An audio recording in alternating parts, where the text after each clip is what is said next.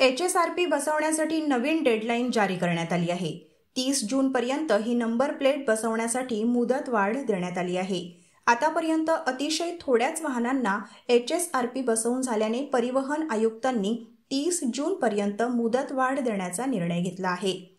1 April 2019 पूर्वी नोंदणी झालेल्या जुन्या वाहनांवर HSRP 31 मार्च 2025 पर्यंत बसवण्याचे निर्देश देण्यात आले होते। मात्र आता जुन्या वाहनांना उच्च सुरक्षा नोंदणी क्रमांक पाटी म्हणजेच HSRP बसवण्यासाठी 30 जूनपर्यंत महाराष्ट्र परिवहन कार्यालयाकडून मुदतवाढ देण्यात आली आहे।